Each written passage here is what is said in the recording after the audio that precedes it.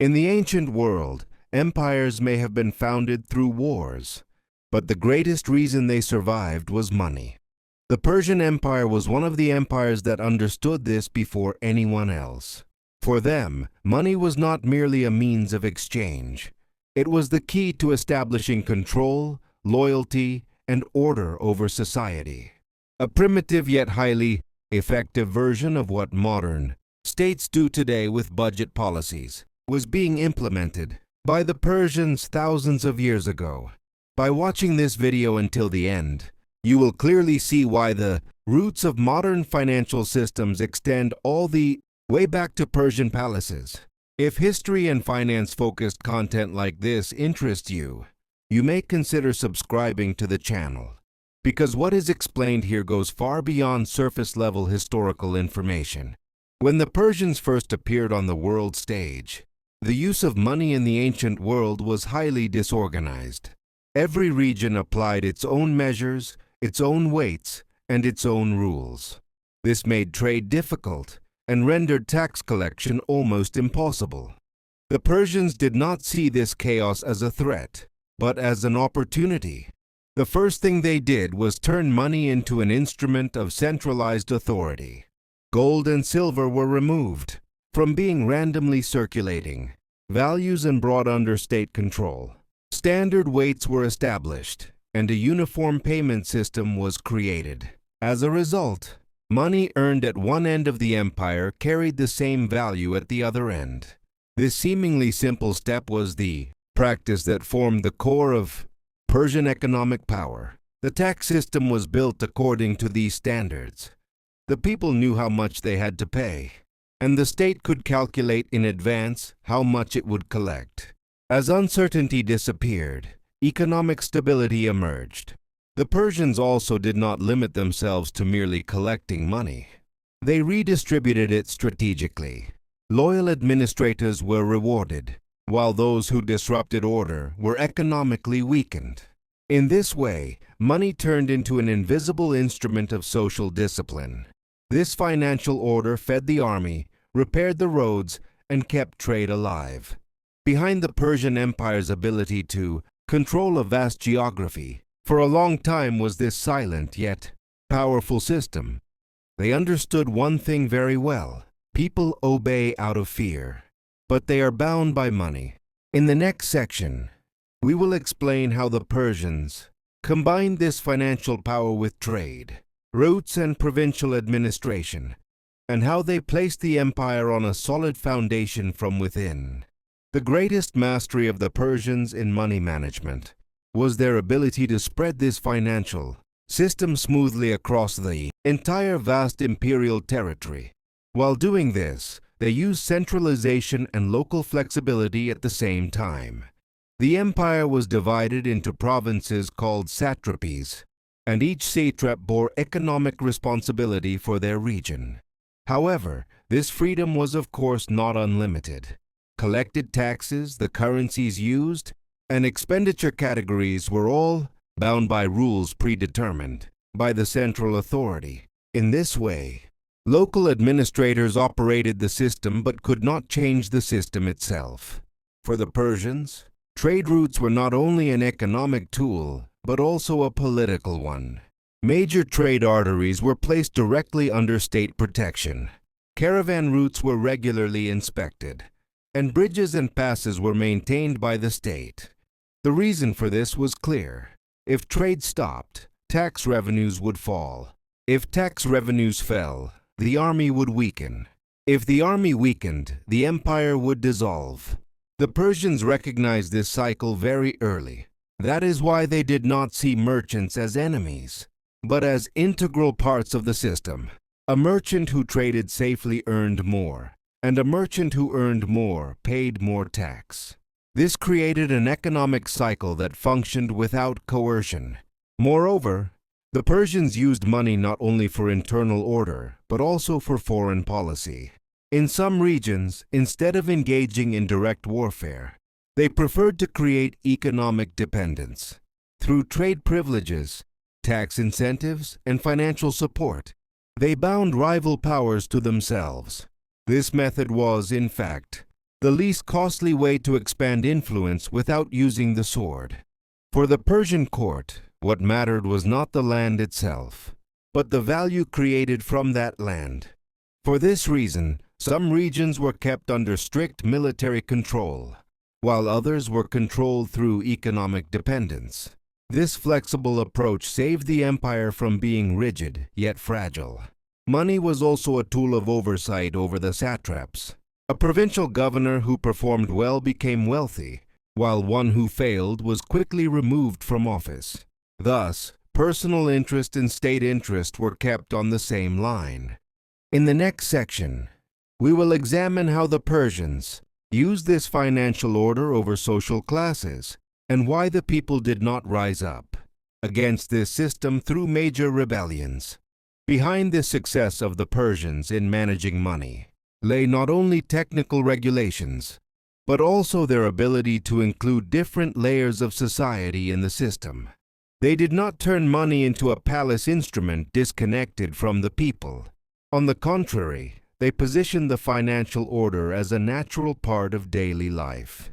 Peasants, craftsmen, merchants, and administrators all acted within the same economic system and in accordance with its rules. Taxes were never arranged arbitrarily. They were determined periodically and calculated largely based on production capacity. Because this situation did not create sudden shocks for the population, it did not generate major resistance against the economic system. When people know what to expect, they tend to adapt, even if the burden is heavy. The Persians understood this and designed their system accordingly. An invisible balance was established between social classes through money. While the palace openly displayed its wealth, the source of that wealth was not completely detached from the people. Major infrastructure projects, irrigation systems, roads, and market areas were financed through the state budget. The people could feel the return of the taxes they paid in their daily lives. This strengthened the legitimacy of money. The Persians also skillfully integrated religious and cultural sensitivities into the financial system. In some regions, temples were turned into economic centers, and donations and taxes were collected through these institutions. In this way, money became associated not only with the state, but also with the sacred. This made psychological opposition to the economic order more difficult. Money was no longer just a compulsory burden, but a part of order itself. At the same time, it was the key to social advancement. Individuals who demonstrated loyalty and made economic contributions could rise to higher positions, regardless of their origins. This was an important factor that reduced class tension. People preferred to become part of the system rather than oppose it. This was where the true success of the Persians lay. They used money not as an instrument of oppression, but as a binding force that quietly aligned society. In the next section, we will focus on the weak points of this order and how the Persian financial system gradually lost its flexibility over time. This balanced economic system established by the Persians functioned steadily for a long time, but over time it began to run into its own limits. The greatest weakness of the system was that it became increasingly complex as it expanded. As the empire grew, the number of satrapies increased, and economic flows became tied to more intermediaries. This, in turn, made oversight more difficult. Although the center set the rules, implementation began to vary at the local level. Some satraps did not transfer taxes on time, while others loosened the system by forming interest-based relationships with local elites. These small deviations gradually led to major gaps. When the flow of money slowed, the first things to be affected were military and infrastructure expenditures. The Persian order relied heavily on a strong military structure, and this structure required constant financing. As tax revenues declined, the state was forced either to cut spending or to increase the burden on the people. Both options disrupted social balance. In addition, the Persian financial system was largely built on stability. This structure functioned perfectly during long periods of peace. but it was not flexible enough to respond to crises. Droughts, disruptions to trade routes, or political turmoil could rapidly upset revenue balance. In such moments, when central authority intervened too late, local administrators began producing their own solutions. This weakened financial unity. Another significant problem was the gradual increase in palace expenditures. Persian elites normalized luxury by assuming that power was permanent. As the state budget shifted from productive areas toward display, money began to accumulate at certain points instead of circulating within the system. This reduced economic vitality. When the circulation of money slowed, trade also lost momentum. The people began to see the return on the taxes they paid less clearly than before. This change in perception undermined trust in the system. The Persian financial order did not collapse overnight, but it began to slow down as it lost its flexibility. In the next section, we will examine how these weaknesses shaped the political fate of the empire and why the Persians became more vulnerable to external threats. This slowdown in the Persian financial system gradually brought not only economic but also political consequences as the flow of money weakened. The pressure and power of the central authority over the satraps also began to decline. Provincial governors who had once been bound by financial discipline could now act more independently from the center. Because when control over money loosens, loyalty also loosens. For a long time, the Persians had balanced power through money. But when that balance was disrupted, the empire began to dissolve from within. Especially the satraps serving in border regions established de facto control over local armies and economic resources. This posed a serious risk for the central state, because the empire no longer functioned as a single will, but rather as regional powers loosely connected to one another. In the face of external threats, producing a rapid and unified response became more difficult. When the Persian financial order was strong, war financing could be provided quickly, and armies could be mobilized in a short time. However, as revenues became irregular, this advantage disappeared. Military expenditures were delayed, soldiers' salaries were disrupted, and the army's motivation declined. This situation also spread the perception to the outside world that the Persians were becoming militarily weaker. Rival powers, especially rising actors such as Macedonia, closely observed this economic fragility. The true strength of an empire is measured by how resilient its treasury is. The Persian treasury was full, but it was no longer flexible. There was money, but it could not flow to the right place at the required speed. This slowed down strategic decision-making processes. Increasing financial pressure inside the empire widened the distance between the people and the administration. Taxes were still being collected, but what this money served became less visible. This loss of perception became the Persian system's quietest yet most destructive weakness. In the next and final section, we will try to bring together the clear lessons that can be drawn today from the Persian way of using and managing money, and the legacy this ancient system left to modern financial thinking in a single chapter.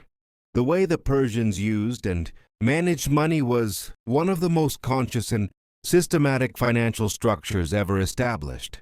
In the ancient world, they did not merely collect money.